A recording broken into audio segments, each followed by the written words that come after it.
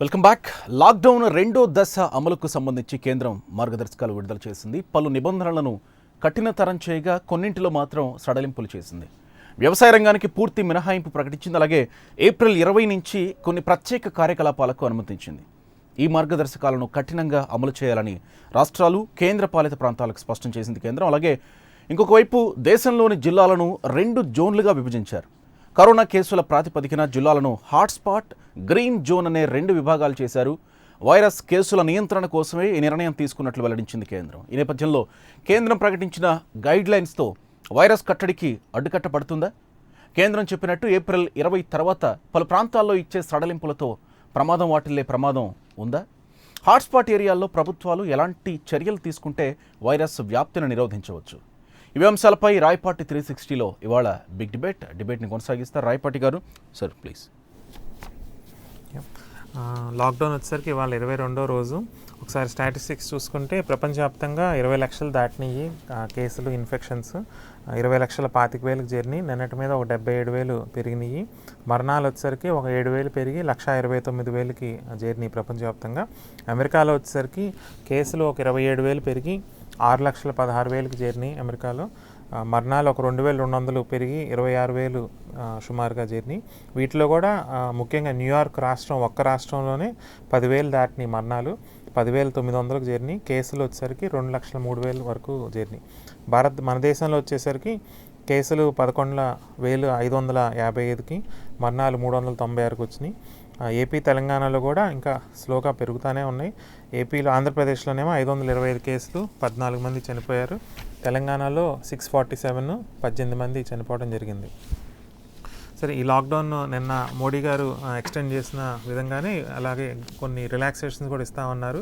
ఇవాళ దాన్ని అనౌన్స్ చేయడం జరిగింది. ముఖ్యంగా ఏప్రిల్ 20వ తారీఖు నుంచి ఈ రిలాక్సేషన్స్ని అనౌన్స్ చేశారు. ముఖ్యంగా ఫోకస్ కూడా రూరల్ ఎకానమీ, పల్లెటూరులో సంబంధించి. అగ్రికల్చర్ ఆల్రెడీ చేశారు, కానీ చాలా వరకు కొంత కన్ఫ్యూజన్ వల్ల రాష్ట్రాల్లో వ్యవసాయం, దాని ఆధారిత ఇష్యూస్ అన్నీ కూడా కొంత ఇబ్బందులు అంటూ ఉన్నాయి. కంప్లీట్గా వ్యవసాయం తాలూకు, అలాగే ఉపాధి హామీ పథకాన్ని, అలాగే పల్లె ప్రాంతాల్లో ఉండే ఇండస్ట్రీస్, వాటికి కూడా అప్రూవల్ చేయడం జరిగింది. ఒకసారి ఈ గైడ్లైన్స్ తాలూకు ఒకసారి బ్రీఫ్గా చూద్దాము. ఏమేమి రిలాక్సేషన్స్, ఇవన్నీ కూడా ఏప్రిల్ 20వ తారీఖు నుంచి అమల్లోకి వస్తాయి. అవి కూడా హాట్స్పాట్స్ లేని ప్రాంతాల్లో, హాట్స్పాట్స్ ఉన్న ప్రాంతాలు అవి అర్బన్ కానీ ఆ జిల్లాలు కానీ, అక్కడైతే గతంలో ఇప్పుడు ఉన్న గైడ్లైన్సే కంటిన్యూ అవుతాయి. హాట్స్పాట్స్ కాని ప్రాంతాలు, అంటే కేసులు ఎక్కువగా నమోదు కాని ప్రాంతాలు, ఇంకా కేసులు పెరగకుండా ఉంటున్న ప్రాంతాల వరకు ఈ కొత్త మార్గదర్శకాలని చేయబోతున్నారు. ఒకసారి అవి చూద్దాం. ఇందాక చెప్పినట్టే గ్రామీణ ప్రాంతాల్లో చిన్న పరిశ్రమలకు, గ్రామీణ ప్రాంతాల్లో ఉన్న పరిశ్రమలకు అనుమతి ఇచ్చారు. భవన నిర్మాణాలకి అనుమతి ఇచ్చారు. స్థానికంగా ఉన్న కార్మికులు, అంటే బయట నుంచి మళ్ళీ కార్మికులు తీసుకురావడం వెళ్ళటం కాకుండా స్థానికంగా ఉన్న కార్మికులతో చేసుకోవచ్చు. ఎంటర్టైన్మెంట్ కానీ, ఇలాంటి ఇప్పుడు స్విమ్మింగ్ పూల్స్ కానీ, షాపింగ్ మాల్స్, ఎంటర్టైన్మెంట్ పార్కులు, ఇలాంటివన్నీ కూడా అవన్నీ ఆబ్వియస్గా క్లోజ్డ్గానే ఉంటాయి ఇంకొన్నాళ్ళు. అలాగే స్పోర్ట్స్, ఆటలకు సంబంధించిన ఈవెంట్స్ కానీ, అలాగే విద్యా సంస్థలు, అన్ని రకాల విద్యాలయాలు అవన్నీ కూడా క్లోజ్డ్గానే ఉంటాయి. అంటే మనుషులు ఎక్కడెక్కడ గుమ్ము కొడతారో, అలాగే ఎంటర్టైన్మెంట్ సంబంధించి ఇవన్నీ ఇంకా మే 3వ తారీఖు వరకు ఈ రెస్ట్రిక్షన్స్ అనేది, అవన్నీ బ్యాన్ అనేది కంటిన్యూ అవుతూ ఉంటుంది. నెక్స్ట్ ఆబ్వియస్గా బ్యాంకులు, ఏటీఎంలు ఇవన్నీ ఆల్రెడీ ఉంటున్నాయి. అవి కూడా ఫుల్ ఫ్లెడ్జ్డ్గా 20వ తారీఖు నుంచి వర్క్ చేస్తూ ఉంటాయి. అలాగే ఇన్సూరెన్స్ కంపెనీలు, ఐఆర్డిఐ బీమా, అది ఇన్సూరెన్స్ కంపెనీలు అవన్నీ కూడా ఉంటాయి. నిత్యావసరాలు అమ్మే కమర్షియల్ షాపులు, చిన్న చిన్న కొట్లు గిట్లు అన్నీ కూడా అవన్నీ ఓపెన్గా ఉంటాయి. మిగతా కమర్షియల్ షాపులు కానీ, పరిశ్రమలు, అంటే ముఖ్యంగా అర్బన్ ఏరియాస్లో ఉన్న ఇండస్ట్రీస్ కానీ అలాంటివన్నీ కూడా అవి ఇంకా మూసే ఉంటాయి. సినిమా హాళ్ళు, షాపింగ్ మాల్స్, జిమ్స్, ఎక్కడెక్కడ జనాలు గుమ్ముకొడతారో ఇవన్నీ కూడా క్లోజ్డ్గానే ఉంటాయి మే 3వ తారీఖు వరకు. నెక్స్ట్ ట్రాన్స్పోర్ట్కి సంబంధించి ఆల్రెడీ గతంలో ఉంటున్నట్టే విమానాలు, రైళ్ళు, బస్సులు, మెట్రో సర్వీసులు ఇవన్నీ కూడా ఇంకా రద్దు అనేది ఇంకా కంటిన్యూ అవుతూనే ఉంటాయి. ఆటోలు కానీ, ట్యాక్సీలు ఇవన్నీ కూడా బంద్, అవి కూడా వాడకూడదు. అలాగే జిల్లాల లోపల కానీ, జిల్లాల మధ్య ప్రైవేట్ వాహనాలకు కూడా అనుమతి అనేది లేదు. కేవలం అత్యవసర సర్వీసులు, అత్యవసర ఏమన్నా ఎమర్జెన్సీ పనులు ఉంటే తప్పితే అదర్వైజ్ మిగతా ఏ వాహనాలకు కూడా, ఈవెన్ ప్రైవేట్ వాహనాలైనా ట్యాక్సీలైనా కానీ వాటికి అనుమతి లేదు. ఓన్లీ అత్యవసర సమయాల్లో ఏమైనా మెడికల్ ఎమర్జెన్సీ కానీ, లేకపోతే ఎసెన్షియల్ సర్వీసెస్ ప్రొవైడ్ చేసే వాళ్ళైతేనే అనుమతిస్తూ ఉండదు. అదే కార్గో ట్రాన్స్పోర్ట్ ఆల్రెడీ అనుకున్నాం 2 days బ్యాక్ గవర్నమెంట్ అప్రూవల్స్ ఇస్తుందని. అన్ని రకాల సరుకు రవాణా అనుమతించారు. అలాగే వాటికి రవాణా వాహనాలకు సంబంధించిన షాప్స్ కానీ, రిపేర్ షాప్స్ కానీ, హైవే మీద దాబాలు కానీ, ఇలాంటి అంటే అవి ఉండాలి కనుక లారీ డ్రైవర్లు వీళ్ళందరూ తిరుగుతూ ఉంటారు కనుక అవన్నీ కూడా ఓపెన్ చేసుకోవచ్చు. సో రాష్ట్రాల మధ్య సరుకు రవాణా అంతా కూడా చేసుకోవచ్చు. హాట్స్పాట్ ప్రాంతాల్లో నిత్యావసరాలు తప్ప అన్ని రకాల రవాణాపై నిషేధం అనుకున్నట్టే. హాట్స్పాట్ ప్రాంతాల్లో పెద్దగా ఏమీ తేడా లేదు, ఇప్పుడున్నట్టే కంటిన్యూ అవుద్ది మే 3వ తారీఖు దాకా. హాట్స్పాట్ కాని ప్రాంతాల్లోని రిలాక్సేషన్స్ అన్నీ ఉంటాయి. కొరియర్ సర్వీసులు, ఈ కామర్స్ సంస్థలకు అనుమతి ఇవ్వటం జరిగింది. నెక్స్ట్ వ్యవసాయానికి సంబంధించి వరి కోత యంత్రాలకు అనుమతి, కాఫీ తేయాకు పరిశ్రమల్లోని 50% కార్మికులు వరకు అనుమతి ఇచ్చారు. అలాగే రూరల్ ఏరియాల్లో ఉన్న రోడ్లు కానీ, నీటిపారుదల ప్రాజెక్టుల నిర్మాణాలకు కూడా అనుమతి ఇవ్వడం జరిగింది. నెక్స్ట్ ఇంకా వ్యవసాయ పనులకు పూర్తిగా అనుమతి ఇచ్చారు. ఉపాధి హామీ పనులకు అనుమతి, చేపలు రొయ్యల రవాణాకు అనుమతి, పంట కొనుగోలుకు మండీలకి మండీలు అవి కూడా చేయటం మూలకాన ఈ పంట చేతికి వచ్చినా కూడా చాలామంది అమ్ముకోలేని పరిస్థితి, సరే గిట్టుబాటు ధర రాని పరిస్థితి. సో ఈ మండీలన్నీ కూడా ఓపెన్ చేసుకోవచ్చు. నెక్స్ట్ ఆరోగ్య రంగం వచ్చేసరికి చాలా చోట్ల హాస్పిటల్స్ అన్నీ కూడా బంద్ చేశారు. ఓపీ కానీ అన్లెస్ ఎమర్జెన్సీ అవసరం అయితే తప్పితే హాస్పిటల్స్ ఎవరైనా రావద్దని కూడా అన్నారు. సో 20వ తారీఖు నుంచి హాస్పిటల్స్ అంటే హాట్స్పాట్లో లేని ప్రాంతాల్లో, హాట్స్పాట్లో ఉన్న చోట ఇంకా కంటిన్యూ అవుతాయి క్లోజ్ చేయటం, బట్ హాట్స్పాట్ లేని ప్రాంతాల్లో హాస్పిటల్స్ కానీ, నర్సింగ్ హోమ్లు, క్లినిక్లు, ఇంకా ఇతర ఈ ఎల్ఐడి అన్నీ కూడా ఓపెన్ చేసుకోవచ్చు 20వ తారీఖు నుంచి. డిస్పెన్సరీలు, మెడికల్ షాపులు పూర్తిగా అనుమతి, ల్యాబొరేటరీలు, రీసెర్చ్ ల్యాబ్లు, ఇంకా మందులు, వైద్య పరికరాల తయారీ విభాగాలు ఇవన్నీ కూడా రేపు 20వ తారీఖు నుంచి ఓపెన్ చేసుకోవచ్చు.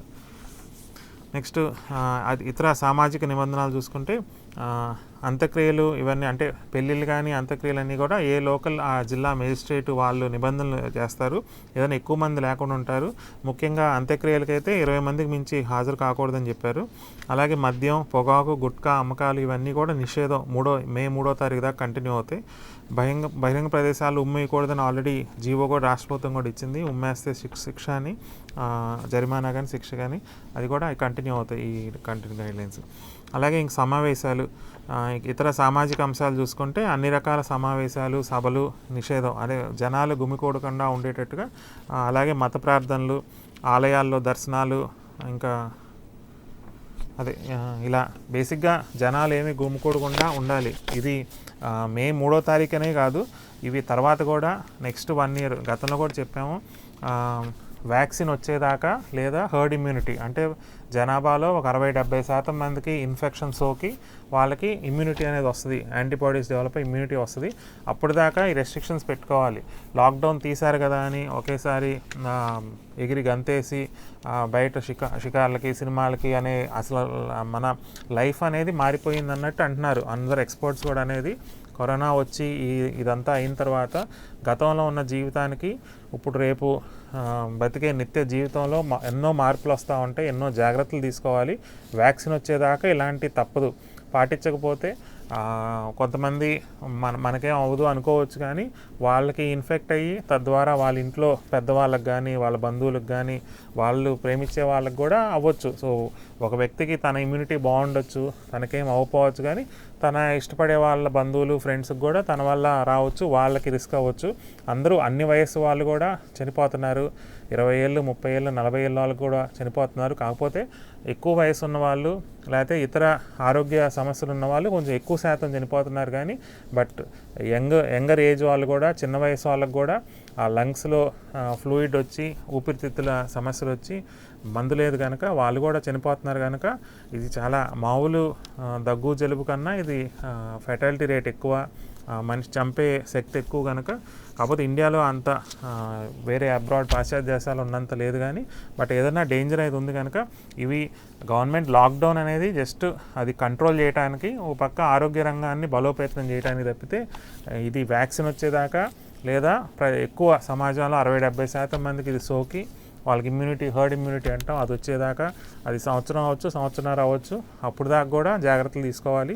ముఖ్యంగా ఇతర డైరెక్షన్స్లో కూడా చెప్పారు. ఫేస్ మాస్క్ అనేది కంపల్సరీగా వేసుకోవాలి రోజు. రేపు లాక్డౌన్ తీసిన తర్వాత కూడా బయటకు ఎప్పుడు వెళ్ళినా, ఎటువంటి ప్రదేశాలకు వెళ్ళినా కూడా ఫేస్ మాస్క్ వేసుకోవాలి. సోషల్ డిస్టెన్సింగ్, దూరంగా నుంచోవటం అన్నీ చేయాలి. గుంపుగా కూర్చోవటం.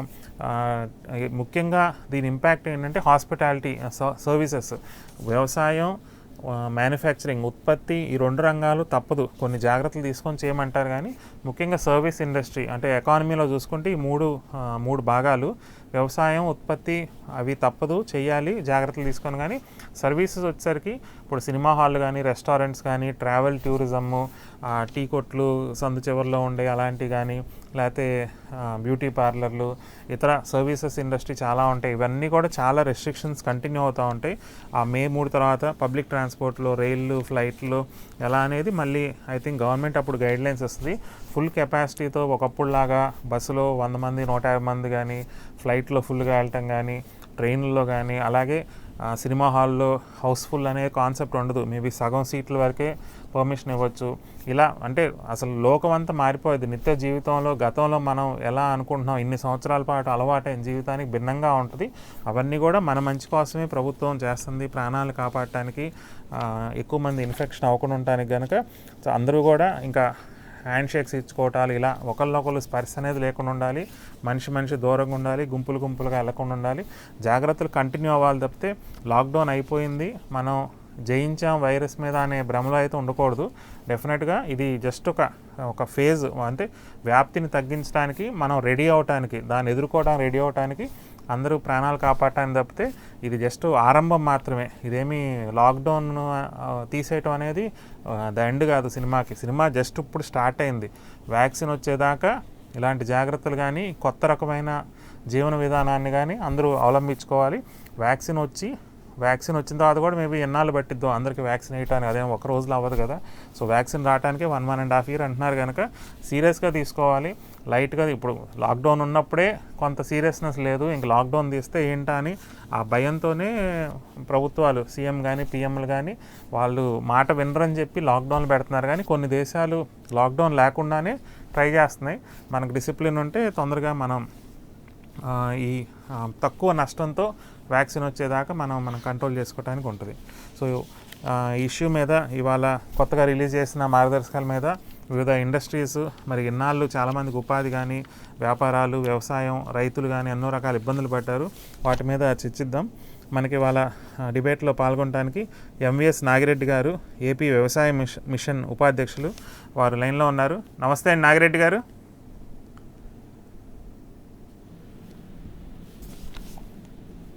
నాగిరెడ్డి నమస్తే అండి నాగిరెడ్డి గారు. నమస్తే అండి.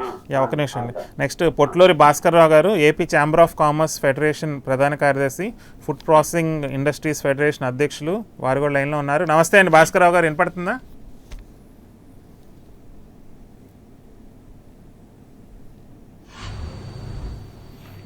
ఓకే భాస్కర్ రావు గారు సార్, ప్లీజ్ సార్, ఆయన వాయిస్ నాకు వినపడలేదు, చెక్ చేసుకోండి. నమస్తే అండి. ఓకే భాస్కర్ గారు. నెక్స్ట్ కోటేశ్వరరావు గారు, విశ్లేషకులు, రిటైర్డ్ జర్నలిస్ట్, ప్రజాశక్తి, వారు హైదరాబాద్ నుంచి లైవ్లో ఉన్నారు. నమస్తే అండి కోటేశ్వరరావు గారు. నమస్తే అండి.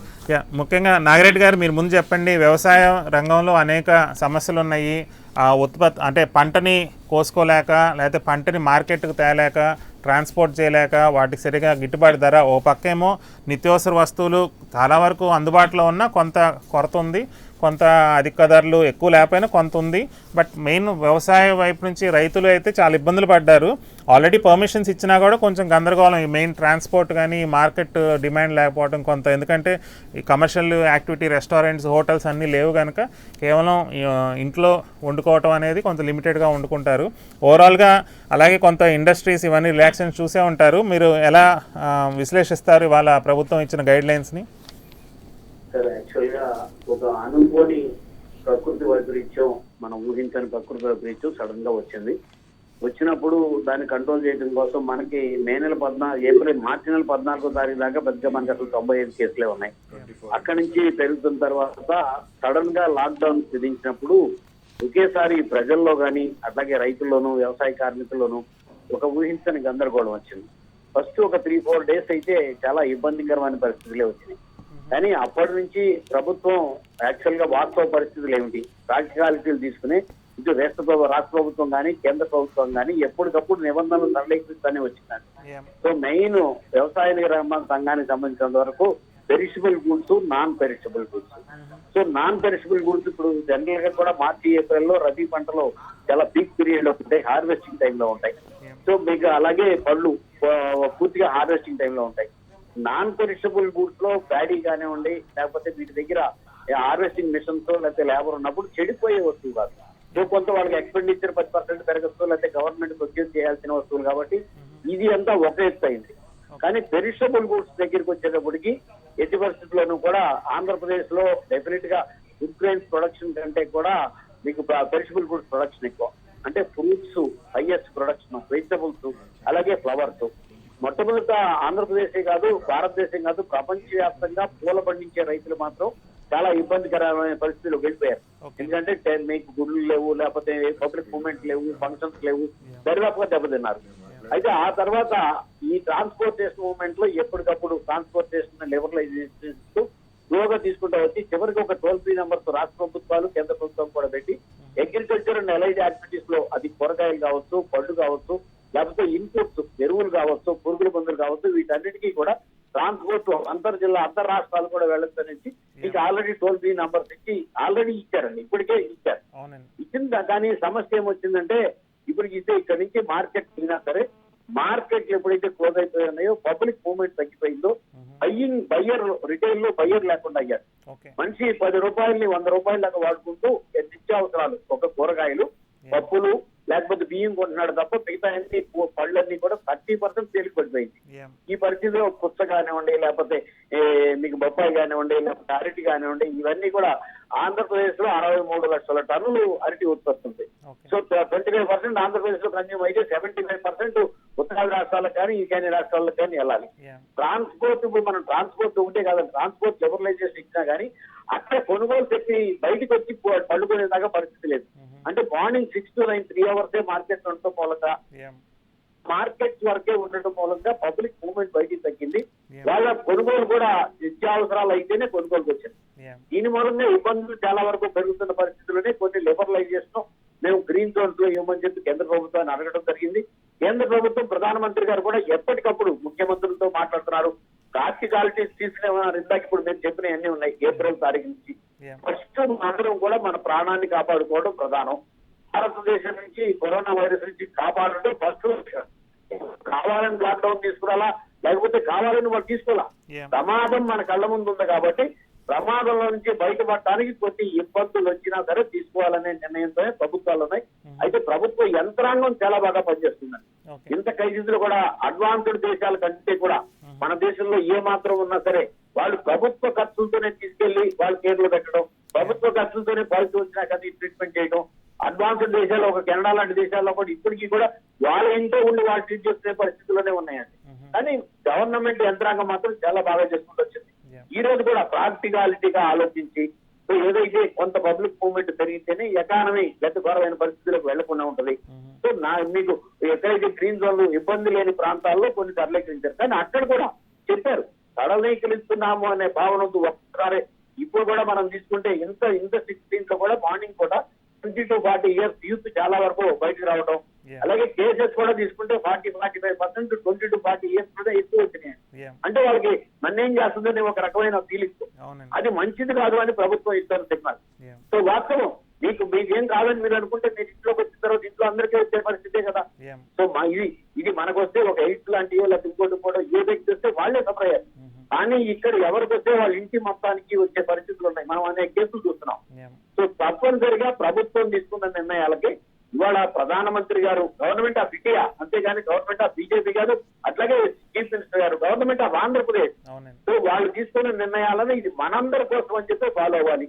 అట్లాగే ఎవ్రీడే వ్యవసాయ రంగమే కాదు, ఇప్పుడు చిన్న వ్యాపారస్తులు కానివ్వండి, లేకపోతే బళ్ళ మీద పెడుతున్న వ్యాపారస్తులు కానివ్వండి, so many lower middle class people కూడా పబ్లిక్ మూవ్మెంట్ లోకి రావాలనే ఆలోచన మంచి ఆలోచన గుర్తిస్తుంది. అట్లా వ్యవసాయ రంగమే కాదు, ఇప్పుడు చిన్న చిన్న వ్యాపారస్తులు కానివ్వండి, లేకపోతే బండ మీద పెట్టుకునే వ్యాపారస్తులు కానివ్వండి, so many lower middle class people కూడా పబ్లిక్ మూవ్మెంట్ లోకి రావాలనే ఆలోచన మంచి ఆలోచన ఇప్పుడు తీసుకుంది. అట్లా అని చెప్పారు, మీరు ఏమాత్రం కూడా నిర్బంధాలు సడన్గా ఏకరించారు కదా అని చెప్పి దానికి సరిగ్గా ఇంప్లిమెంట్ కాకపోతే మళ్ళీ ఇంప్లిమెంట్ చేస్తామని. సో తప్పదు. వాడు మొట్టమొదటి రోజుల్లో అయితే మేము అసలు మిలిటరీని పెట్టాల్సినంత పరిస్థితి వస్తుందేమో అనుకున్నాం. మొదటి 3-4 రోజులు పోలీసుల మీద తిరగబడటం, లేకపోతే పోలీసులు లాఠీ చార్జ్ చేసేలాగా వెళ్లే పరిస్థితులు వచ్చినాయి. ఇప్పుడైతే ప్రజలు కూడా చాలా వరకు అర్థం చేసుకుంటున్నారు, ఇది మన కోసమే చేస్తున్నారు అన్నది. తప్పనిసరిగా ఇది మన కోసమే అనేది రావాలి. అది రైతుగా కావచ్చు, వ్యవసాయ కార్మికుడిగా కావచ్చు, పారిశ్రామికవేత్తలు కావచ్చు, లేకపోతే చిన్న చిన్న దుకాణాలు వ్యాపారస్తులు కావచ్చు. ఇది కమ్యూనిటీకి స్ప్రెడ్ అయిపోతుంది కాబట్టి మనకి అతి తక్కువ నష్టంతో ఎట్లా చేసుకోగలుగుతాం, కరోనా వ్యాప్తి ఏమాత్రం కూడా బయటికి స్ప్రెడ్ కానివ్వకుండా మనం ఎట్లా చేసుకుంటాం అనేది నిబంధనలన్నీ చాలా చాలా ఆలోచించి చేశారండి. దాన్ని అట్లాగే రేపు 22-20 తారీఖు తర్వాత కూడా మనం ఇంకా చాలా కంట్రోల్లో ఉంటే ఒక్కోటి సరళీకరిస్తారు. అంతేగాని మనం కంట్రోల్ తప్పితే మాత్రం మళ్ళీ మొత్తం టోటల్ గా లాక్డౌన్ వచ్చేస్తుంది అనే విషయాన్ని మర్చిపోకూడదు. ఓకే, ఒక్క నిమిషం నాగిరెడ్డి గారు లైన్లో ఉండండి. భాస్కర్రావు గారు, మీరు ఫెడరేషన్లో ఉన్నారు, చాలా ఇండస్ట్రీ ఎక్స్పీరియన్స్ ఉంది.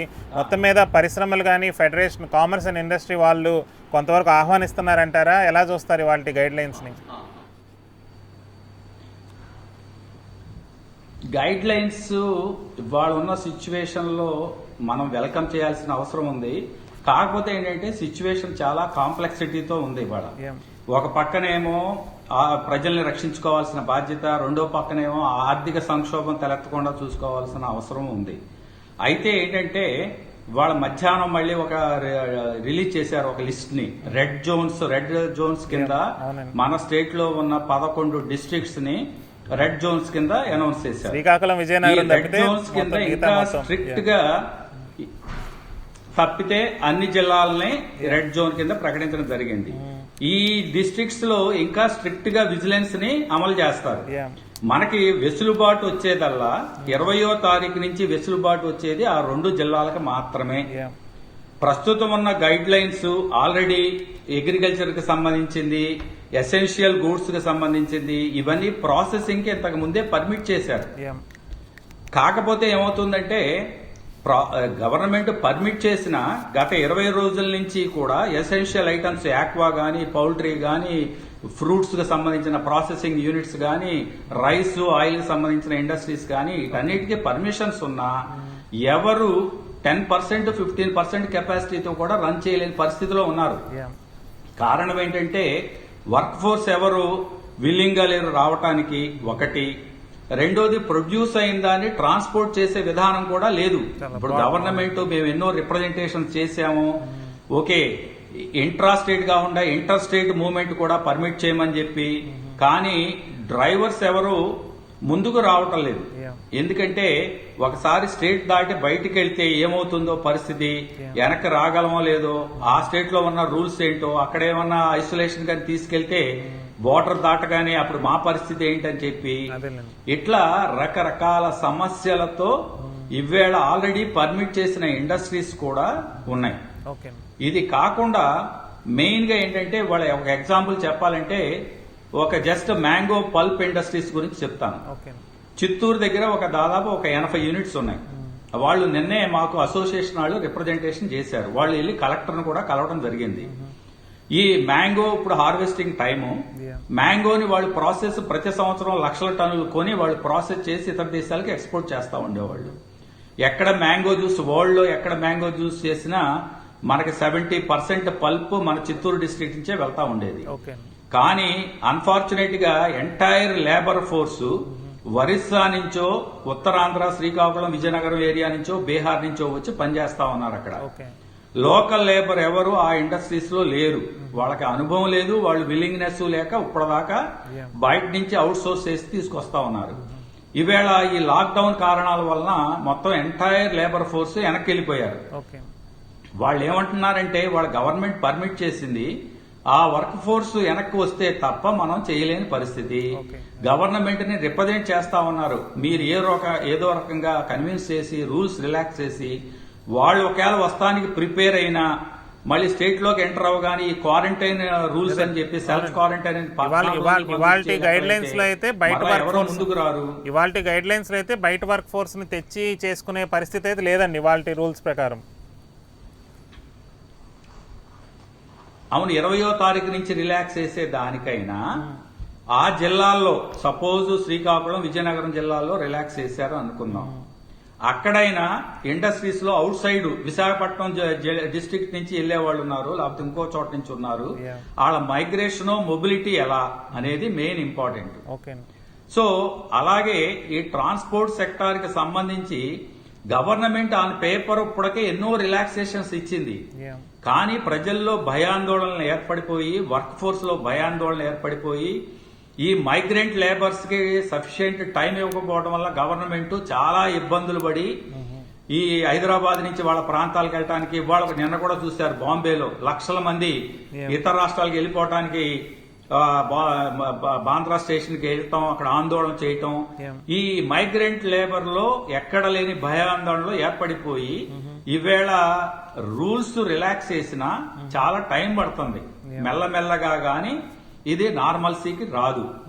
ఈ లోపు ఏంటంటే గవర్నమెంట్ ఇంకొక రకమైన ఇష్యూ కూడా ఉంది. ఇవాళ గ్రీన్ జోన్స్ గా అనౌన్స్ చేసిన డిస్ట్రిక్ట్స్ లో ఒక్క కేసు వచ్చినా అది వెంటనే మళ్ళీ గ్రీన్ జోన్ నుంచి బయటకు వచ్చేస్తారు. సో ఇండస్ట్రీ వాళ్ళు వాళ్ళ మాకు కాన్ఫరెన్స్ కాల్ జరిగింది మా మెంబర్స్ అందరితోనూ, అసోసియేషన్స్ తోనూ. వాళ్ళు ఏమంటున్నారంటే గ్రీన్ జోన్ లో మాకు పర్మిషన్స్ వచ్చినా ఒక కేసు 2 కేసులు బయటికి రాగానే మళ్ళీ దాన్ని మొత్తం లాక్డౌన్ కింద ప్రకటిస్తే మేము చేసిన ఏర్పాట్లు మొత్తం మళ్ళీ బ్యాక్ టు నార్మల్సీకి వస్తాయి అనేది ఒకటి. ఒక ఇండస్ట్రీ అంతా నార్మల్సీకి వచ్చి రన్ చేస్తా ఉన్నారు అనుకుందాం. మన కృష్ణా డిస్ట్రిక్ట్ లోనే ఆక్వా ఇండస్ట్రీ ఒకటి నడుస్తా ఉంది అనుకుందాం. నడిచినప్పుడు ఆ యూనిట్ లో ఒక వర్కర్ కి గనక పాజిటివ్ వస్తే ఎంటైర్ వర్క్ ఫోర్స్ ని క్వారంటైన్ కి తీసుకెళ్లిపోతే అప్పుడు ఏంటి పరిస్థితి? యూనిట్ ని లాక్డౌన్ చేయమంటే ఏంటి పరిస్థితి? ఇప్పుడు కొన్ని ఇట్లాంటి సమస్యలకి ప్రస్తుతం సమాధానాలు లేవు. దీన్ని గవర్నమెంట్ దృష్టికి మేము కూడా తీసుకెళ్తున్నాము, కృష్ణబాబు గారి దగ్గరికి. అంతకు ముందే కొన్ని విషయాలు తీసుకెళ్లడం జరిగింది, మరలా తీసుకెళ్తున్నాము. సో ఇట్లాంటి మేజర్ ఇష్యూస్ ఉన్నాయి. వాళ్ళు ఏంటంటే చాలా క్రాప్స్ హార్వెస్టింగ్ టైం, కానీ ఏ హార్వెస్ట్ ను కూడా ఫార్మర్స్ ప్రాపర్ గా హార్వెస్ట్ చేసి దాన్ని సేల్ చేసుకుని ప్రైస్ రియలైజ్ చేసుకునే పరిస్థితి లేదు. సో గవర్నమెంట్ మెషినరీ ఎక్కడికక్కడ కౌన్సిలింగ్ చేస్తూ వర్క్ ఫోర్స్ కి ప్రాపర్ గైడ్ లైన్స్ చేస్తూ కనీసం ఎసెన్షియల్ ఐటమ్స్ కన్నా ఆ రకమైన ఏర్పాట్లు కొంత చేసి డ్రైవర్స్ కూడా కౌన్సిలింగ్ జరగాలి. లేకపోతే వాళ్ళు ఏమవుతుందంటే డ్రైవర్స్ భయపడిపోతున్నారు. బయటకు వెళ్తే ఏమవుతుంది, మొన్నటిదాకా లాక్డౌన్ లో ఏంటంటే బయటకు వెళ్ళి ఇరుక్కుపోయారు చాలా చోట్ల. ఆన్ ద వే ఒక్కొక్క చోట 15 రోజులు 10 రోజులు వాళ్ళు ఈ లాక్డౌన్ వల్ల మూవ్మెంట్ లేక రోడ్ల మీద పడి చాలా ఇబ్బందులు పడి మేము తీసుకెళ్లాం వెహికల్స్ అనే పరిస్థితిలోకి వచ్చారు. సో ఇట్లాంటి సమస్యలన్నీ కొంత సాల్వ్ చేస్తూ, ఇది కాకుండా ఏంటంటే ఈ నరేగా ఉపాధి హామీ పథకాలు ఉన్నాయి. గవర్నమెంట్ ఇట్లాంటి టైంలో చెరువులు బాగు చేయటమో రోడ్లు బాగు చేయటమో ఇట్లాంటి ఆ ఇష్యూస్ ని పక్కన పెట్టి ఫార్మ్ సెక్టార్ కో ఎంఎస్ఎంఈ సెక్టార్ కో ఈ వర్క్ ఫోర్స్ ని ఉపాధి హామీ పథకాలని లింక్ చేస్తే కొంతలో కొంత బెనిఫిట్ జరుగుతుంది. అందువల్ల ఏంటంటే ఇది ఇంపార్టెంట్. సెంట్రల్ గవర్నమెంట్ అర్జెంట్ గా ఈ ఉపాధి హామీ పథకాలని కనీసం ఫార్మ్ సెక్టార్ కి అట్లాగే రూరల్ ఏరియాలో ఉన్న ఇండస్ట్రీస్ కి కనుక లింక్ చేస్తే కొంతలో కొంత బెనిఫిట్ వస్తుంది. మళ్ళీ ఒకసారి మాట్లాడండి. కోటేశ్వరరావు గారు, మీరు చెప్పండి, ఎలా విశ్లేషిస్తారు ప్రభుత్వం ఇచ్చిన గైడ్ లైన్స్? అంటే ఇప్పుడు భాస్కరరావు గారు చెప్పినట్టుగా ఇప్పుడు మోడీ గారు కూడా చెప్పారు 20వ తారీఖు దాకా ఎవాల్యుయేట్ చేసి బాగుంటే చేస్తాము, లేదా మళ్ళీ ఇబ్బంది అవుతే మళ్ళీ ఫ్యూచర్. అంటే నేను కూడా గతంలో చెప్తున్నా, వైరస్తో కలిసి మనం బతకాలి. నెక్స్ట్ 1.5 year వస్తూ ఉంటుంది. కొన్నిసార్లు మళ్ళీ రెస్ట్రిక్షన్స్ పెడతా ఉండొచ్చు, కానీ కంప్లీట్గా వైరస్ అనేది నిర్మూలించడం అయితే అవ్వదు ఈ నెలలో. ఓవరాల్గా ఎలా చూస్తారు ఈ గైడ్ లైన్స్? ఇప్పుడు సమస్య ఏంటంటే ప్రాణాలు నిలుపుకోవడమా లేకపోతే జీవిత పోరాటంలో బతకడం అనేటువంటిది ఒక ప్రధానమైనటువంటి అంశం. వైరస్ అనేటువంటిది మొత్తం మానవాళికే ఒక ముప్పు తెచ్చినటువంటి పరిస్థితుల్లో దాన్ని ఎదుర్కోవడంతో పాటు ఆ తర్వాత అనంతరం ఏమిటనేటువంటిది ప్రధానంగా ఇవాళ మొత్తం యావత్ జాతిని ప్రపంచాన్ని వేధిస్తున్నటువంటి సమస్య. మీడియాలో కూడా ఆఫ్టర్ కోవిడ్ ఏమిటి అనేటువంటిది ఇవాళ ఒక ప్రధానమైనటువంటి చర్చగా సాగుతా ఉంది. దానికి ఈ నరేంద్ర మోడీ గారు నిన్న చేసినటువంటి ప్రసంగం గాని, లేదా ఇవాళ కేంద్ర ప్రభుత్వం విడుదల చేసినటువంటి మార్గదర్శక సూత్రాలు గాని ఎటువంటి పరిష్కారాన్ని చూపించేటువంటి అవకాశాలు అయితే కనపడలేదు. ఇంకా అగమ్య గోచరంగానే ఉన్నది. ఇవాళ 20వ తారీఖు వరకు నిబంధనలన్నీ స్ట్రిక్ట్ గా అమలు జరుపుతాము. ఆ తర్వాత కొన్ని రంగాలను సడలిస్తాము. అవసరాన్ని బట్టి అవసరమైతే మళ్ళా నిబంధనల్ని కఠినతరం చేయాల్సి వస్తుందనేటువంటి సందేశం ప్రధానమంత్రి మాటల్లో మనకి వ్యక్తమైంది. రెండోది, మన భాస్కర్ రావు గారు లేకపోతే నాగిరెడ్డి గారు చెప్పినట్లు ఇవాళ రైతాంగం పరిస్థితి, ముఖ్యంగా పెరిషబుల్ గూడ్స్ ఉత్పత్తి చేస్తున్న చాలా దారుణంగా ఉంది. దానికి సంబంధించి ప్రభుత్వాలు, అది కేంద్ర ప్రభుత్వమా రాష్ట్ర ప్రభుత్వమా ఎవరనేటువంటిది వాళ్ళ సమస్య కాదు. ఎవరో ఒకళ్ళు ఆదుకోకుండా వాళ్ళ యొక్క బతుకులు తర్వాత బతికినా గాని తర్వాత మళ్ళా వ్యవసాయం చేయాలన్నా లేకపోతే పెట్టుబడులు పెట్టాలన్నా గాని అవసరమైనటువంటి గిట్టుబాటు ధర, అసలు కనీస ధర కూడా ఇవాళ రానటువంటి పరిస్థితి మనకు కనిపిస్తా ఉంది. రెండోది, వినియోగదారులుగా చూసుకున్నప్పుడు ఇవాళ పట్టణాల్లో లాక్డౌన్ కారణంగా పండ్లు కానివ్వండి లేకపోతే ఇవన్నీ కూడా కొంత మేరకు కూరగాయలు అనేటువంటివి హైదరాబాద్ లాంటి చోట్ల కూరగాయలు అనేటువంటివి లభ్యం అవుతున్నాయి. కానీ పండ్లు అనేటువంటివి ట్రాన్స్పోర్ట్ లేనందువల్ల ఉన్నటువంటి రేట్లు ఉన్నాయి, అందుబాటులో కూడా లేదు. అందువల్ల ఈ పరిస్థితుల నుంచి సర్దుకోవడానికి ముఖ్యంగా మైగ్రెంట్ లేబర్ అనేటువంటి వాళ్ళు ఇవాళ చాలా తీవ్రమైనటువంటి పరిస్థితుల్లో ఉన్నారు. వాళ్ళు ఏదో విధంగా ఒకసారి గ్రామానికి వెళ్లిన తర్వాత ఈ లాక్డౌన్ రిలాక్సేషన్ చేసిన తర్వాత కూడా ఈ ప్రభుత్వాన్ని గాని లేకపోతే ఈ పరిస్థితులను గాని నమ్మి వెంటనే పట్టణాలకు వచ్చి మళ్ళా ఈ ఫ్యాక్టరీలో గాని లేకపోతే సంస్థల్లో గాని పనిచేసేటువంటి పరిస్థితులు వెంటనే ఏర్పడడం అనేటువంటిది అనేక రంగాల వాళ్ళు గత కొద్ది రోజులుగా చెప్తున్నారు.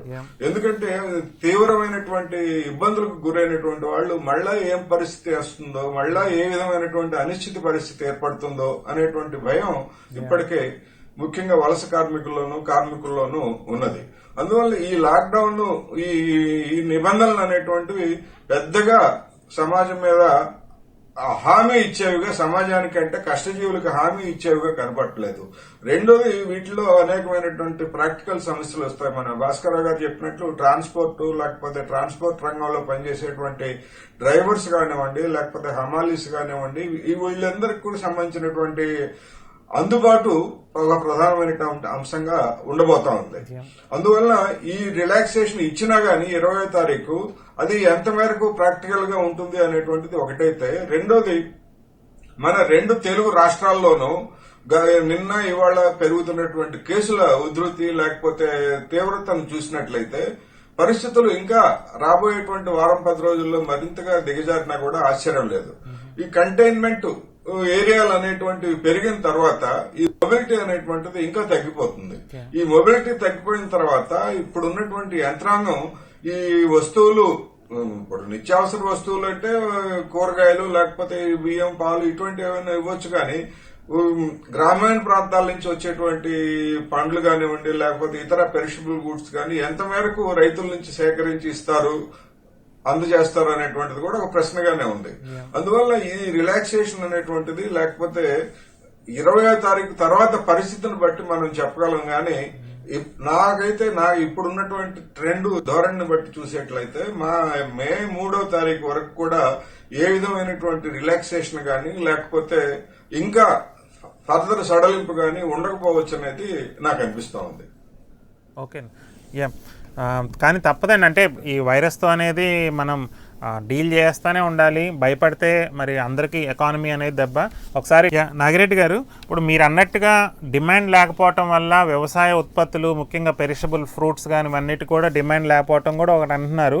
కానీ రాబోయే కొంతకాలం వరకు నాకు తెలిసి ఒకటేమో భయాందోళన వల్ల కానీ నార్మల్గా ఎకానమీలోనే అసలు మాంద్యం ఎఫెక్టు, తర్వాత ఇప్పుడు ఈ కరోనా వల్ల ఎఫెక్ట్తో అసలు పెద్ద అంటే ఇంటర్నేషనల్ మానిటరీ ఫండ్ కూడా గ్రోత్ చాలా వరకు తగ్గటమే కాకుండా మేబీ నెగిటివ్ గ్రోత్ కూడా ఉంటుంది అంటున్నారు. మెకెన్సీ లాంటి సంస్థలు కూడా -2-3% గ్రోత్ ఉంటుంది అంటున్నారు. IMF కూడా గ్రోత్ తగ్గిద్ది అంటున్నారు. అలాగే ముఖ్యంగా సర్వీస్ ఇండస్ట్రీలో రెస్టారెంట్స్, హోటల్స్, ఈ విహారయాత్రలు, ట్రావెల్, టూరిజం ఇవన్నీ కూడా తగ్గటం మూలకాన ఓవరాల్గా డిమాండే తగ్గిద్ది. కొంతమందికి ఉద్యోగాలు లేకపోవటం వల్ల ఆదాయాలు లేకపోవటం కూడా తగ్గిద్ది. ఇటువంటి పరిస్థితుల్లో ఎలాగ వ్యవసాయ ఈ పెరిషబుల్ కమోడిటీస్ కానీ వీటి రైతులకి ఏ రకంగా కేంద్ర రాష్ట్ర ప్రభుత్వాలు ఆదుకోవచ్చు? అంటే వాళ్ళ పరిస్థితి అంటే ఇప్పుడిప్పుడే అంటే నేనేది ట్రాన్స్పోర్ట్ అన్నీ ఉన్నా కూడా ఒక నెక్స్ట్ 6 months 9 months ఈ ఎకనామిక్ ఎఫెక్ట్స్ అనేది, కరోనా ఎఫెక్ట్స్ అనేది ఉంటానే ఉంటుంది కనుక ఏ రకంగా వాళ్ళని ఆదుకోవటం కానీ ఎలా చేయొచ్చు అంటారు? తెలియని సమస్యతో మనం పోరాడుతున్నాం. సో పోరాడుతున్నప్పుడు రేపు ఏం జరుగుతుందో తెలియని సంక్షోభంలో వాస్తవంగా ఉన్నాం. ముందు ఎవరు అనుకున్నా సరే మన ప్రాణం కాపాడుకోవడం మొట్టమొదటి సమస్య. సో దీంట్లో రేపు ఏం జరగబోతుంది అనే కంటే ఇప్పుడు మొదలైన రోజు నాటికి, మొదలైన 4-5 రోజుల నాటికి, ఇప్పుడు అసలు ఆన్సర్లు April 20 తర్వాత కాదండి, ఇప్పటికే ట్రాన్స్పోర్ట్ విషయంలో చాలా వరకు పెరిగైందండి. సో 158,142 మెట్రిక్ టన్నుల ఫ్రూట్స్ మేము ప్రభుత్వం ద్వారా కొనుగోలు చేసి రాష్ట్రం అంతా కూడా మేము మార్కెట్ చేస్తాం. అలాగే 77,660 మెట్రిక్ టన్నులు ఇవన్నీ March 27వ తారీఖు తర్వాతేనండి. సో కొని రాష్ట్రం అంతా కూడా వాళ్ళు ఎక్కడా కూడా కూరగాయలకి ఎక్కడ ఇబ్బంది లేని పరిస్థితులు తీసుకెళ్తాం. సో కూరగాయలు మీకు లాక్డౌన్ ఎందుకంటే ఎక్కడా కూడా ఏ కూరగాయలు కూడా ₹1 రేటు పెరగలేదు. ఏ గ్రామానికి వెళ్ళినా కూడా అందుబాటులోకి తీసుకొచ్చాం. ఇది చేయగలుగుతామని అనుకోలేదు, కానీ చేయగలిగాం. సో అట్లాగే ఈ రోజు మన రాష్ట్రం నుంచి కోడిగుడ్లు చెన్నైకి వెళ్తున్నాయి, అలాగే బెంగాల్కి వెళ్తున్నాయి, అలాగే మనం మళ్ళీ మహారాష్ట్ర నుంచి కమలాలు కూడా మనకు వస్తున్నాయి, ఉల్లిపాయ మనకు వస్తుంది, హైదరాబాద్ నుంచి క్యారెట్ వస్తుంది. డెఫినెట్ గా అగ్రికల్చర్ ప్రొడక్ట్స్ ట్రాన్స్పోర్టేషన్ అయితే మొట్టమొదటి కంటే కూడా మెరుగైంది. మొట్టమొదటిలో డ్రైవర్లు, ఇందాక భాస్కర్ చెప్పినట్టు డ్రైవర్లు భయపడిన మాట వాస్తవం. ఇప్పటికీ కూడా రైతులు వెళ్ళిపోయేటప్పుడు అగ్రికల్చర్ ప్రొడక్ట్స్ తో వెళ్ళిపోతున్నాయి, తిరిగి వచ్చేటప్పుడు ఎంటీ ట్రక్లు వచ్చేటప్పుడు ఇబ్బందిగా ఉంది. అట్లాగే మార్కెట్ లో ఒక రోజు అన్లోడ్ అవ్వాలంటే 2 రోజులు 3 రోజులు కూడా పడుతున్నాయి. ఈ పరిస్థితుల మీద ప్రాబ్లం ఉంది, కానీ గత 2-3 రోజుల నుంచి ట్రక్ల అవైలబిలిటీ కూడా కొంతవరకు మెరుగైందండి. లేకపోతే ట్రక్ల అవైలబిలిటీ లేకపోతే వాళ్ళు విజయవాడ మార్కెట్ లో కడప నుంచి అరటికాయలు తీసుకొచ్చాం, అలాగే పామర్లో కడప నుంచి తీసుకొచ్చిన అరటికాయలు ఉన్నాయి. వివిధ రాష్ట్రాలకు వాళ్ళు ఇక్కడి నుంచి అరటి ప్రైవేట్ కంపెనీలు కూడా రాష్ట్ర ప్రభుత్వం నుంచి 1,500 టన్నుల దాకా మేము కొంటా ఉంటే 2,500 నుంచి 3,000 టన్నుల దాకా ప్రైవేట్ వ్యక్తులు కొంటున్నారు. అంటే ఇంత మాత్రంతోనే రైతులకి ఏదో బ్రహ్మాండం అయిపోతున్నారు కాదు. ఈ సమస్యలో నుంచి మనం పోరాటం కొన్ని కొత్త పందాలు ఎదుర్కొన్నాం. సో రాబోయే రోజుల్లో కూడా స్లోగా పబ్లిక్ మూవ్మెంట్ అనేది వస్తుందని అనుకుంటున్నాను నేను. అంత భయంకరమైన పరిస్థితులకు వెళ్ళిపోయే పరిస్థితి భారతదేశానికి వస్తుందని మాత్రం నేనైతే వ్యక్తిగతంగా అనుకోవట్లేదు. సో మనం ఒక కర్మ సిద్ధాంతాన్ని నమ్ముకున్న ప్రగతి సాంప్రదాయవాదులు మనం. సో తప్పనిసరిగా మంచి జరుగుతుందని ఆశిద్దాం. అయితే ఉద్యోగాల విషయంలో కూడా చాలా వరకు సెక్టార్స్ లో వాళ్ళకి కూడా అవసరం అండి. వాళ్ళు నా దగ్గర పనిచేసే, చెరువుల దగ్గర పనిచేసే వాళ్ళకి వాళ్ళు ఒక రోజు లేకపోతే నాకు జరగదు, నేనే పోషించుకుంటాను. అలాగే చిన్న వ్యాపారాల్లో పనిచేసే వాళ్ళు 10 ఏళ్ళు 15 ఏళ్ళు వాళ్ళ దగ్గర నుంచి పనిచేసే వ్యక్తులు వాళ్ళే పోషించుకున్నారు. సెక్టార్లో కూడా ఎక్కడ కూడా మనిషి భోజనానికి దొరకని పరిస్థితి అయితే రాష్ట్రంలో లేదు. అయితే అందరి ఆలోచన కూడా చాలా పాజిటివ్ గా నడుస్తుందండి. నిజంగా చూస్తే ఆశ్చర్యకరంగా ఎంత పెద్ద ఎత్తున సర్వీస్ జరుగుతుందంటే భోజనాలు పెట్టేవాళ్ళు, అలాగే కూరగాయలు పంచేవాళ్ళు, ఎవరు స్వచ్ఛందంగా వచ్చే సంవత్సరం స్వచ్ఛందంగా ప్రజలు, అలాగే ఈ జరిగే కార్యక్రమం చూసినప్పుడు ఆశ్చర్యం వేస్తుంది మనకి. అరే ఇంత పాత రోజుల్లో నుంచి పరిస్థితులు మనిషి ఆలోచనలో ప్రతి వ్యక్తిలోనూ కూడా ఇవాళ ఎక్కడ కరప్షన్ అనే పదం వినపట్లేదు. అంటే హ్యుమానిటేరియన్ ఆస్పెక్ట్ ముందుకు వచ్చింది. సో భవిష్యత్తులో కూడా మంచి రోజులు వస్తాయని అనుకుందాం. మళ్ళీ కరీంనాటికి కావాల్సిన విత్తనాల విషయంలో కానీ, ఎరువుల విషయంలో కానీ గవర్నమెంట్ ఆల్రెడీ ఎగ్జామ్షన్స్ ఇచ్చింది. ఆల్రెడీ ట్రాన్స్పోర్ట్ మొత్తం నేషనల్ హైవేస్, టోల్ గేట్స్ అన్ని తీసేస్తుందండి. సో ఎంతవరకు ప్రభుత్వం చేయగలిగినంత వరకు ప్రభుత్వం, రాష్ట్ర ప్రభుత్వాలు, కేంద్ర ప్రభుత్వాలు చేస్తున్నాయి.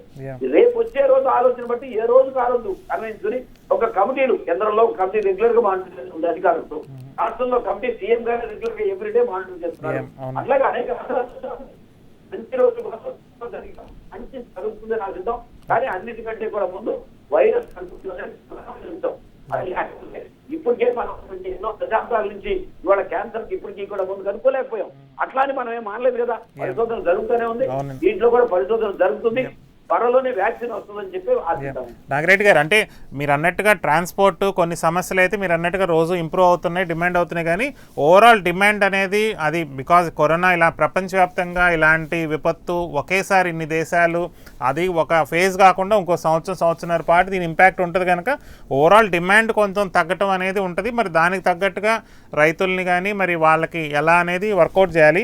మేబీ పౌష్టికాహారం కూడా చాలా మంచిది అంటున్నారు కనుక మీరు జగన్మోహన్ రెడ్డి గారికి సలహా ఇచ్చి మేబీ ఇప్పుడు పప్పులు ఇస్తున్నట్టే మేబీ ఐ డోంట్ అంటే నాకు అంత ఐడియా లేదులేండి, పంట ఎంత ఉంది ఇప్పుడు అరటికాయలు కానీ లేకపోతే ఇతర ఫ్రూట్స్ పంట ఎంత ఉంది వేస్ట్ కాకుండా మేబీ కొంతవరకు ఎలాగో గవర్నమెంట్ మీరు అంటున్నట్టు కొంటుంది కనుక రేషన్ షాపుల ద్వారా ఏమన్నా ఐ డోంట్ నో ఫ్రీగానో లేకపోతే తక్కువ రేటుకి ఇవ్వచ్చు, ఐ డోంట్ నో, అది మీకే ఎక్కువ అవగాహన ఉండాలి. అంటే ఓవరాల్ డిమాండ్ తగ్గుతున్నప్పుడు దేశవ్యాప్తంగా డిమాండ్ తగ్గుతున్నప్పుడు మీరు అన్నట్టుగా కొంత వేరే వివిధ రాష్ట్రాలకు వెళ్ళినా కూడా కొంత సర్ప్లస్ ఉండే ఛాన్స్ ఉంది, వేస్ట్ అయ్యే ఛాన్స్ ఉంది కనుక ఏమన్నా సంథింగ్ అలాంటి వినూత్న ఆలోచనలు ఏమన్నా చేస్తే ఉపయోగం ఏమో ఐ డోంట్ నో, మీరే చెప్పాలి.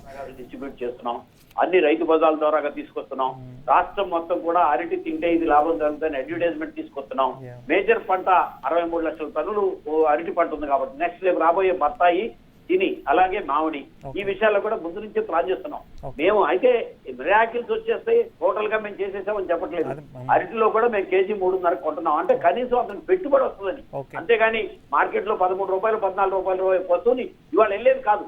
కానీ కనీసం అతనికి వెళ్ళేదాకా తీసుకొచ్చి రిటైల్ కూడా 8 రూపాయలకు 9 రూపాయలకు అందించే మార్గం ట్రాన్స్పోర్ట్ తో కలిపి చేస్తున్నాం.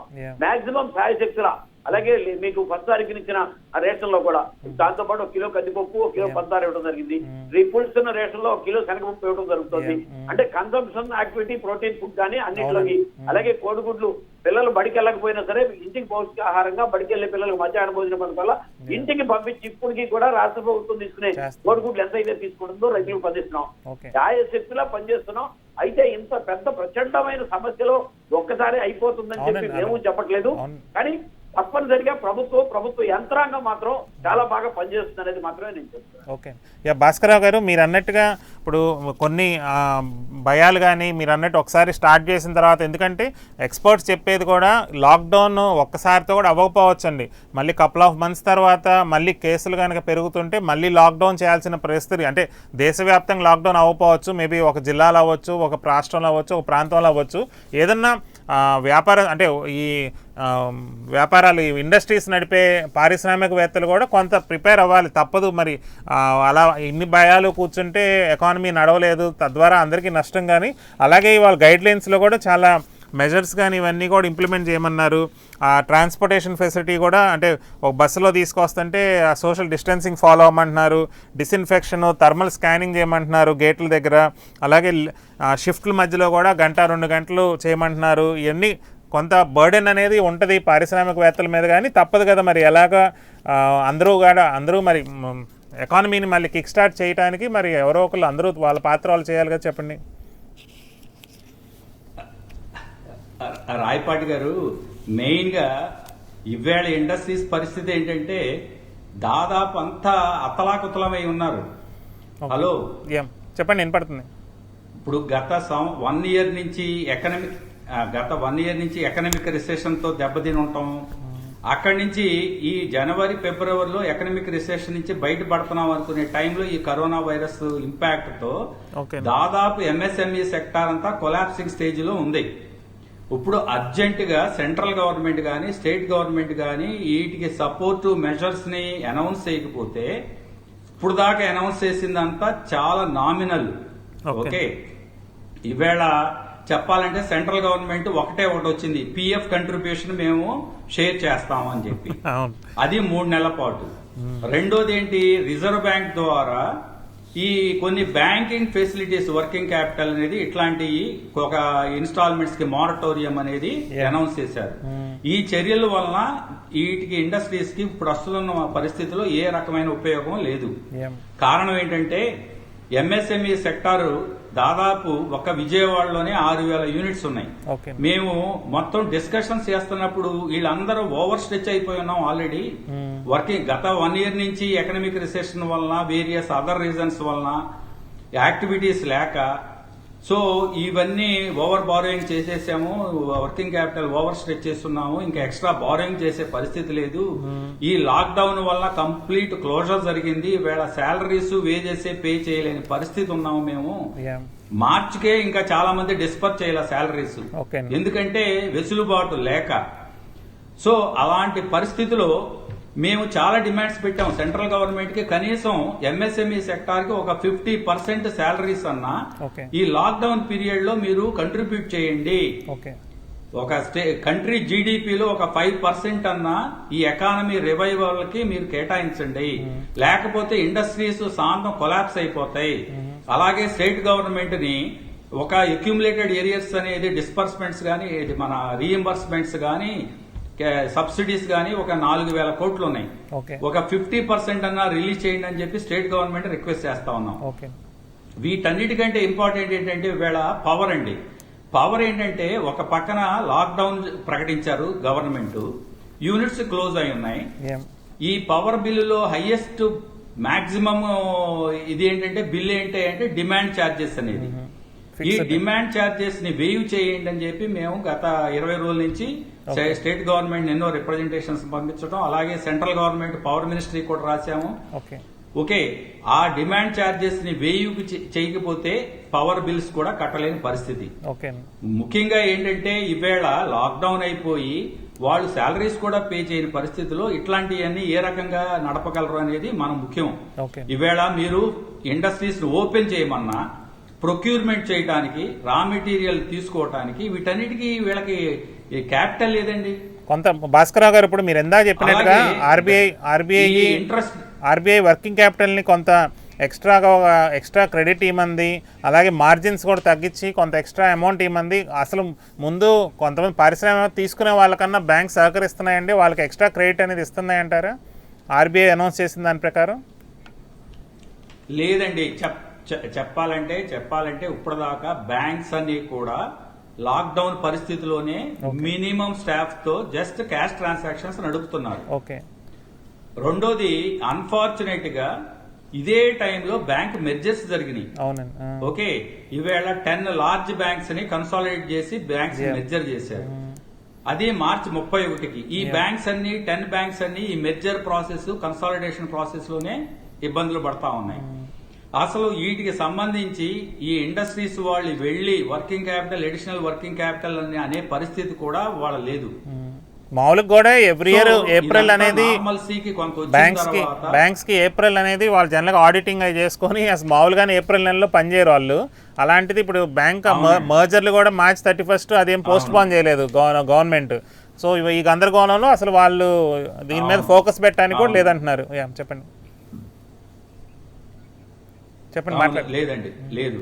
సో ఇది ఇప్పుడు రేపు 20వ తారీఖున ఏమన్నా గ్రీన్ జోన్స్ డిస్ట్రిక్ట్స్ లో ఫుల్ ఫ్లెడ్జెడ్ గా బ్యాంక్స్ ని ఓపెన్ చేస్తే అక్కడ ఏమన్నా మెల్లమెల్లగా ఇది కూడా ఏంటంటే మాకు మేజర్ భయం వల్ల ఏంటంటే ఇవాళ టెస్టింగ్ కేసెస్ చాలా తక్కువ జరిగినాయి ఆల్ ఇండియా లెవెల్లోనే. ఇవాళ మన రాష్ట్రంలోనే చూస్తే ఒక 10,000 టెస్ట్ కేసులు చేశారని చెప్తున్నారు. టెస్ట్ కేసులు చేస్తున్న కొందికి పాజిటివ్ కేసెస్ బయటపడతా ఉన్నాయి ఆల్ ఇండియా లెవెల్లో. గత 10 రోజుల్లోనే ఇవాళ ఇండియాలో 11,000, 12,000 కేసులకు వెళ్ళిపోయినాయి. బాంబేలో చూస్తా ఉండగా వాళ్ళ 2,000 కేసులు అయిపోయినాయి ఒక 5-6 రోజుల్లోనే. అంటే నెంబర్ ఆఫ్ టెస్టింగ్ బాగా పెరిగింది గత వారం రోజులు గా జరిగి పెరిగిన కొద్దిగా ఇంకా పెంచాలండి. పెంచి ఏంటంటే ప్రజల్లో అన్ని రకాల టెస్టులు కంప్లీట్ అయినాయి, ఇక భయపడాల్సింది లేదు, ఉన్న కేసులన్నీ ఐడెంటిఫై చేశాము, వీళ్ళని ఐసోలేషన్ లో పెట్టి ట్రీట్ చేస్తున్నాం అనే నమ్మకం. ఇప్పుడు ఏంటంటే ఎవరిని కదిలించినా టెస్టింగ్లు అనేవి సరిపడా లేవు. ఏదన్నా ఆ మనిషిని కలిసిన వ్యక్తి ఓకే ర్యాండమ్ శాంప్లింగ్ కానీ ఆ సిటీలో ఉన్న పాపులేషన్ సరిపడా వాళ్ళ మన స్టేట్ లో 6 crore పాపులేషన్ ఉంది. చేసిన టెస్ట్ కేసులు 10,000. రేపు ఏదైనా కొత్త కేసులు బయటపడిన కొద్దికి మళ్ళీ కొత్త సమస్యలు, ఇవన్నీ మళ్ళీ లాక్డౌన్స్, ఈ పరిస్థితులు రాకుండా ఇదే టైంలో మనం ప్రాపర్ గా గనక అన్ని రకాల మెషినరీని వాడి సరిపడా టెస్టులు చేసి కేసుల్ని ఐడెంటిఫై చేసామని కనుక అయితే నార్మల్సీకి తొందరగా వెళ్లే అవకాశాలు ఉన్నాయి.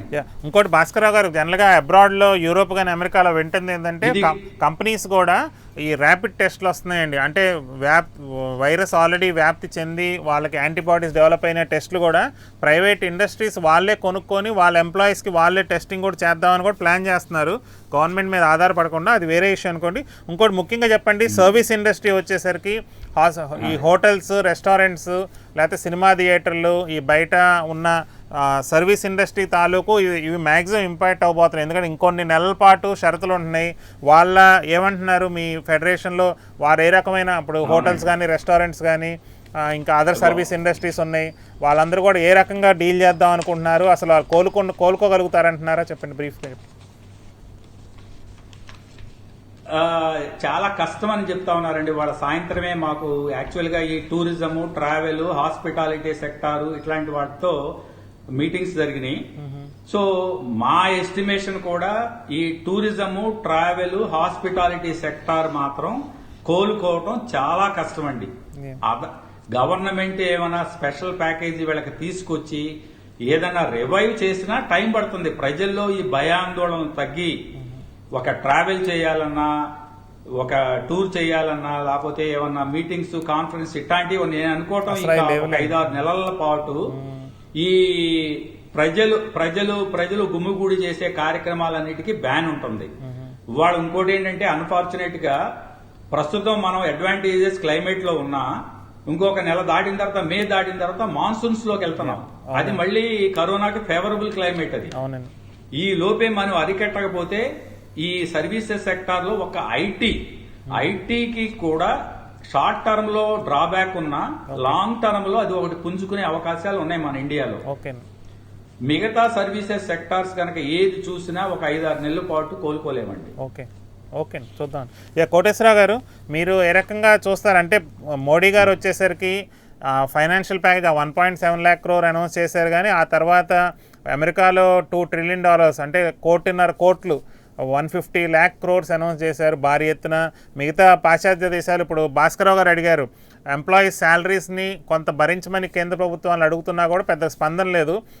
బ్రిటన్, ఇంగ్లాండ్లో కానీ మిగతా దేశాలు, ఈవెన్ అమెరికాలో కూడా ఈ చిన్న కంపెనీలు కానీ పెద్ద కంపెనీలకు కానీ జీతాల్లో ఇంత భాగం అని అక్కడ ప్రభుత్వాలే భరించి వాళ్ళకి కాంట్రిబ్యూట్ చేస్తున్నాయి వర్కింగ్ క్యాపిటల్ లాగా.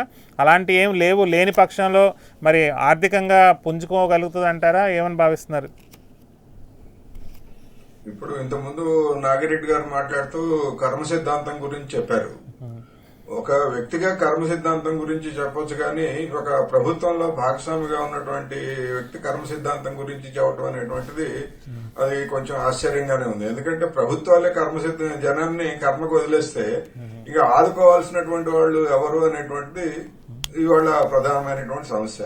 రెండోది, భాస్కర్రావు గారు మాట్లాడినటువంటి మాటలన్నీ చూస్తే ఇండస్ట్రీ గాని లేకపోతే సర్వీసు రంగంలో ఉన్నటువంటి వాళ్ళు గాని వాళ్ళకి ఏ విధమైనటువంటి విశ్వాసము ఈ ప్రభుత్వాల మీద, అటు కేంద్రమా లేకపోతే రాష్ట్రమా అనేది పేరు ఏదైతే కానివ్వండి, వీళ్ళకి ఎటువంటి విశ్వాసం లేదు, తీవ్రమైనటువంటి నిరాశలో ఉన్నారనేటువంటిది భాస్కర్రావు గారి మాటల వల్ల మనకి అర్థమైంది. రెండోది, నరేంద్ర మోడీ గారు ఆయన కూడా మొన్న చేసినటువంటి ప్రసంగంలో ఒక సుభాషితాలు చెప్పారు తప్ప ఒక నిర్దిష్టమైనటువంటి యాక్షన్ ప్లాన్, ఆర్థిక రంగంలో నిర్దిష్టమైనటువంటి యాక్షన్ ప్లాన్ అనేటువంటిది ఆయన కూడా చెప్పలేదు. దాన్ని బట్టి ఏంటంటే ఇంకా ప్రకటించినటువంటి ఆ 1,75,000 కోట్లు, అందులో రైతు బంధు వీటికి పోను 1,50,000 కోట్లు, ఇంకా పోస్తే ఇంకా 1,00,000 కోట్లు అని చెప్పేసి అనేక మంది చెప్తున్నారు.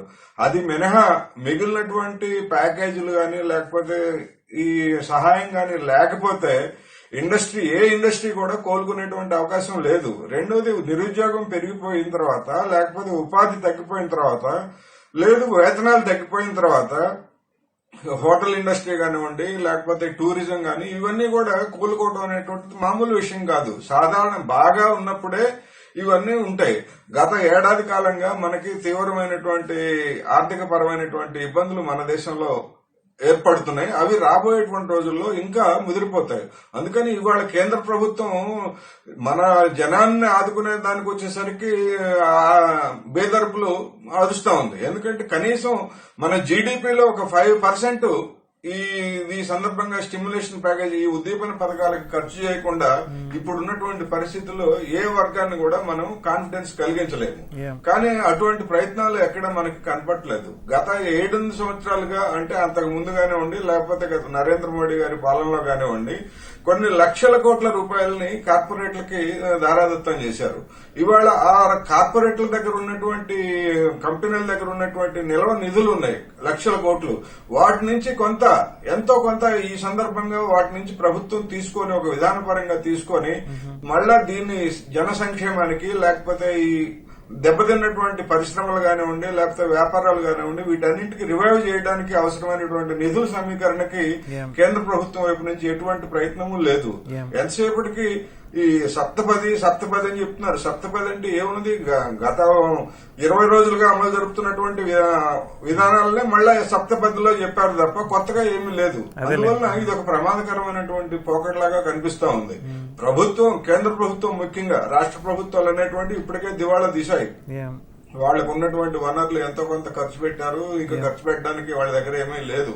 మొత్తం అలో లక్ష్మణ అన్నట్టుగా అలో మోడీ గారు అని చెప్పేసి కేంద్రం వైపు చూస్తున్నాయి. ఇప్పుడు కేంద్ర ప్రభుత్వమే ఈ ధనికులుగా ఉన్నటువంటి సూపర్ రిచ్ ఎవరైతే ఉన్నారో ముఖ్యంగా కార్పొరేట్లు వీళ్ళ దగ్గర నుంచి ప్రత్యేకమైనటువంటి నిధులు వసూలు చేసి లేకపోతే ప్రత్యేకమైనటువంటి పన్నులు వేసి జనాన్ని ఆదుకోకపోతే రాబోయేటువంటి రోజుల్లో తీవ్రమైనటువంటి పరిస్థితులు ఏర్పడతాయి. కరోనా అనేటువంటిది చైనా అనుభవం చూసిన తర్వాత లేదా మిగతా ఇప్పుడు కొన్ని దేశాల్లో తగ్గుముఖం పడుతున్నటువంటి అనుభవం చూసిన తర్వాత ఏదో విధంగా మనం కంట్రోల్ చేసుకోగలుగుతాం. కొన్ని ప్రాణాలు పోగొట్టుకున్నా, కొంత నష్టం జరిగినా. కానీ ఆ తర్వాత దీని పర్యవసానాలు అనేటువంటివి తీవ్రంగా ఉండేట్లయితే అది ఇంకా కరోనా కంటే ప్రమాదకరంగా ఉండేట్టు కనిపిస్తా ఉంది. అందుకని ప్రభుత్వాలు కర్మ సిద్ధాంతం అనే దాన్ని పక్కన పెట్టేసి కార్యాచరణ సిద్ధాంతాల గురించి ముందుకు రావాలి. ముఖ్యంగా కేంద్ర ప్రభుత్వం అనేటువంటిది ఈ విషయంలో చొరవ తీసుకోవాలి. ఐ థింక్ నాగిరెడ్డి గారు అంటే ఆయన చేయగలిగింది చేస్తారు రాష్ట్ర కేంద్ర ప్రభుత్వాలు, ఇంకా పైన ఇంకా కర్మ అన్నట్టు అన్నారు. ఒకసారి నాగిరెడ్డి గారు బ్రీఫ్ గా కంక్లూడ్ చేయండి. ఎన్ని కార్యక్రమాలు చేస్తున్నామో చెప్పాను నేను. కేంద్ర ప్రభుత్వం నుంచి ఎన్ని జరుగుతున్నాయో చెప్పాను. చెప్పిన తర్వాత ఆశాజీవిగా వెళ్లాలని చెప్పింది తప్ప రాష్ట్ర ప్రభుత్వం నుంచి ఇవాళ మేము తీసుకున్న నిర్ణయాల్లో నుంచే పెన్షన్ కానీ ఇవాళ వాళ్ళకి ఇచ్చేది కేంద్ర ప్రభుత్వం నుంచి కూడా జరుగుతున్నాయి. ఇవాళ ఎండింగ్ లేని పరిస్థితిలో రేపు ఏం జరుగుతుందో, 10 రోజులకి ఏం జరుగుతుందో, 20 రోజులకి ఏం జరుగుతుందో తెలియని పరిస్థితిలో ఉన్నాం మనం. ఈ పరిస్థితిలో ఒక్కసారి ఇది చేయలేదు అదే చేయలేదని నేను ఎవరు ప్రధానమంత్రిగా ఉన్నా వాళ్ళ ప్రధానమంత్రి గారిని వాళ్ళ యూనిటీతో సపోర్ట్ చేయాల్సిన అవసరం ఉంది. అలాగే రాష్ట్రంలో ముఖ్యమంత్రులు ఎవరున్నా సరే యూనిటీతో సపోర్ట్ చేసుకోవాలి. ప్రభుత్వాలు కార్యక్రమాలు వదిలి ఏ ప్రభుత్వం ఎక్కడా వదిలిపెట్టలేదు. దేశంలో ఏ రాష్ట్ర ప్రభుత్వాలను కూడా వాళ్ళు తిండి లేకుండా ఆగింది లేదు. ప్రతి చోట కూడా ప్రభుత్వ యంత్రాంగం వాడు కార్పొరేట్ ప్రైవేటైజేషన్ ఒకప్పుడు పెద్ద ఎత్తున అనుకున్నాం. ఇవాళ ప్రైవేట్ యంత్రాంగం ఉందా, ప్రభుత్వ యంత్రాంగం మార్కెటింగ్ డిపార్ట్మెంట్ కానీ డాక్టర్స్ కానివ్వండి లేకపోతే పోలీస్ యంత్రాంగం కానివ్వండి ఇదంతా కూడా ప్రభుత్వ యంత్రాంగమే ఫుల్ పెన్షన్ గా పనిచేస్తుంది. ప్రభుత్వం పూర్తిగా పనిచేసిన తర్వాత చెప్తుంది. ప్రభుత్వం వదిలేసి కర్మ సిద్ధాంతం మాట్లాడలేదు. సో మామూలుగా మనం ఆలోచన అనే దానికి ఒక మంచిగా ఎక్కడికక్కడ చూస్తున్నప్పుడు ఏదో భయంకరమైన పరిస్థితులు వచ్చేస్తాయి, నిజమే వస్తాయేమో, అట్లకి ఎట్లా సరిపోతే ఆగిపోద్దని ఎట్లా చెప్తామండి? మనకంటే ముందున్న దేశాల్లో ఇంతవరకు ఒక చైనా తప్ప ఏ దేశంలోనూ ఇప్పుడు కంట్రోల్ రాలా. మనకంటే అడ్వాన్స్, మనకంటే ఫైనాన్షియల్ గా డెవలప్మెంట్ ఉన్న దేశాల్లో. అందుకని అట్లా అనుకుని వాటిని చూసి భయపడదామని కాదు కదా, ప్రజలను భయపెట్టకూడదు. దాంతో పాటు మేము ఉన్నామనే ఆత్మవిశ్వాసం కలిగించాలి, వాళ్ళు ధైర్యం కలిగిస్తారని చెప్పే మాటే తప్ప డెఫినెట్ గా అన్ని ప్రభుత్వాలు కూడా అందరూ నాయకులు కూడా అదే, అందరూ అధికారులు even principal secretaries control room లో 24 hours వర్క్ చేస్తున్నారు. సెంట్రల్ గవర్నమెంట్ నుంచి ఆల్ సెక్రటరీస్ ఈ రోజు కూడా యాక్వా ఇండస్ట్రీస్ మీద 6 hours టోటల్ ఇండియా ఉన్న ఆల్ ఇండస్ట్రీస్ అందరితో సైంటిస్టులతో కూడా వాళ్ళు వీడియో కాన్ఫరెన్స్ చేశారు. కేంద్ర రాష్ట్ర ప్రభుత్వాల్లోని అధికారులు, శాస్త్రవేత్తలు, నాయకులు అందరూ పనిచేస్తున్నారు ప్రజల కోసం. సో దీని వెనకాల మనం కూడా వాళ్ళకి సపోర్ట్ గా ఉండాలి. ఓకే నాగిరెడ్డి గారు కట్ అయిందా? ఓకే అయితే ఫైన్ సార్. డిబేట్లో పాల్గొన్న నాగిరెడ్డి గారికి, భాస్కరరావు గారికి, కోటేశ్వరరావు గారి ముగ్గురు కూడా నా థ్యాంక్స్ చెప్తున్నాను. ప్రజలందరూ కూడా కొంచెం ఇది లాంగ్ హాల్ అన్నట్టు గతంలో చెప్పాను, ఇదేదో 2020 మ్యాచ్ కాదు, లేదా 1 డే క్రికెట్ మ్యాచ్ కాదు, ఒక టెస్ట్ క్రికెట్ కూడా కాదు, ఒక ఆల్మోస్ట్ 1 year. కొంత ఎక్స్పర్ట్స్ అయితే ఆ వ్యాక్సిన్ కనుక 1 సంవత్సరంలో రాకపోతే ఇంకొక సంవత్సరం 2022 దాకా కూడా ఇలాంటి జాగ్రత్తలు కానీ ఇవన్నీ కూడా పాటించాల్సిన పరిస్థితి అనేది మెంటల్గా ప్రిపేర్ అవ్వాలి. ఎకానమీ కూడా మరి కొంత భయాందోళన అనేది ఉంటాయి, ఎందుకంటే ప్రాణాలకు సంబంధించింది, ఎవరికి వైరస్ ఉండాలో తెలియదు. ఎక్స్పర్ట్స్ అనేది ఏంటంటే మనకు వైరస్ ఉంటే ఎలా బిహేవ్ చేస్తామో అలాగా, అంటే మాస్కులు పెట్టుకోవాలి, వేరే వాళ్ళని అంటే వేరే వాళ్ళకి వ్యాప్తి చెందకుండా ఉండటం కోసం ప్రతి ఒక్కడు వైరస్ ఉన్నట్టే బతకమంటున్నారు. మనం కానీ ఎదుటోళ్ళకి కానీ అందరికీ వైరస్ ఉంటే ఎలా జాగ్రత్తలు పడతామో అలాగే అజ్యూమ్ చేసుకొని మనకు వైరస్ ఉన్నట్టు అందరికీ వైరస్ ఉన్నట్టుగా బతికి ఎలాంటి జాగ్రత్తలు అలాగే ఎవరిని కూడా కదిలియటం దగ్గరగా వెళ్ళకపోవటం, చేతులు కానీ ఏ రకంగా కూడా స్పర్శ అనేది లేకుండా ఉండటం, దూరంగా మెయింటైన్ చేయటం, పని చేసే చోట్ల వర్క్లో కానీ ఫ్యాక్టరీస్లో కానీ లేదా ఏమన్నా అదే సర్వీస్ ఇండస్ట్రీ ఏమైనా ఎంటర్టైన్మెంట్ లాంటి ముందు ఓపెన్ అయినా కూడా అందరూ దూరంగా ఉండటం. ఆబ్వియస్గా ఇంత జనాభా ఉన్న మన దేశం, ఇంత ఎక్కువ డెన్సిటీ అంటే తక్కువ చిన్న ప్రాంతాల్లో ఎక్కువ మంది లక్షలాదిగా ఉండే ప్రదేశాలు మనకు అసలే అలవాట్లేదు. మన కల్చర్లో సినిమాల్లో కానీ ఎక్కడైనా చూస్తూ ఉంటాం, ఒకళ్ళు రాసుకొని పూసుకొని ఉంటారు, ఎందుకంటే అంతమంది జనాభా ఉంటారు. తప్పదు మన లైఫ్ స్టైల్ కానీ మన అలవాట్లు కానీ మన పద్ధతులు కానీ అన్నీ మార్చుకోకపోతే దీనివల్ల చాలా ప్రాణాలు కానీ చాలా ఈవెన్ బతికి బయటపడిన వాళ్ళకు కూడా ఊపిరితిత్తుల్లో ఎంతో డ్యామేజ్ అవుద్ది అంటున్నారు. అదేమి ప్రాణాలు సేవ్ అయిన వాళ్ళు అంటే వైరస్ వచ్చి హాస్పిటలైజ్ అయిన వాళ్ళు కూడా చాలామంది ఊపిరితిత్తుల్లో లాంగ్ టర్మ్ డ్యామేజ్ అనేది ఉంటుంది. సో అంత సింపుల్ డిసీజ్ అయితే కాదు. తప్పకుండా ప్రభుత్వాలు వాళ్ళు చేస్తున్న చర్యలు వాళ్ళు చేసినా కూడా అందరం కూడా కంట్రోల్డ్గా ఉంటే ఒక 1.5 year వ్యాక్సిన్ వచ్చేదాకా ఉండాల్సిన పరిస్థితి, లేదా ఏ వయసు వాళ్ళకైనా దీని ఇంపాక్ట్ ఉంటుంది, ప్రాణాలు పోవచ్చు, లేదా ఊపిరితిత్తులు డ్యామేజ్ అవ్వచ్చు, మన తెలిసిన వాళ్ళు ఇబ్బంది పడవచ్చు. కనుక అందరూ కానీ అలా అని భయం పడతా కూర్చుంటే ఎకానమీనే మరి మనం చేసుకోకపోతే దాని పర్యవసనాలు కూడా చాలా ఉంటాయి. ఆదాయాలు లేకపోతే, ఉపాధి లేకపోతే ఎన్నో లక్షలాది మంది అక్కడ కూడా ప్రాణాలు పోయే ఛాన్స్ ఉంది. మొత్తం ఈ జీవన విధానం వాళ్ళకి ఎన్నో రకాలుగా ఎకనామిక్ ఇంపాక్ట్ కూడా అది కూడా చాలా హ్యూజ్ ఇంపాక్ట్. దాన్ని కూడా వెలగట్లేని కోట్లాది రూపాయల ఇంపాక్ట్ ఉండి తద్వారా కూడా జీవన ప్రమాణాలు కానీ స్టాండ్ ఆఫ్ లివింగ్ కూడా తగ్గే ఛాన్స్ ఉంది. కనుక ఏదన్నా ముందు అందరం కూడా ఐకమత్యంగా దీన్ని ఎదుర్కొని ఆర్థిక అంశాలు కానీ ఆరోగ్య అంశాలు కానీ ఎదుర్కొని ముందుకు వెళ్ళాలని కోరుకుంటూ thanks for watching. See you tomorrow at 9 PM.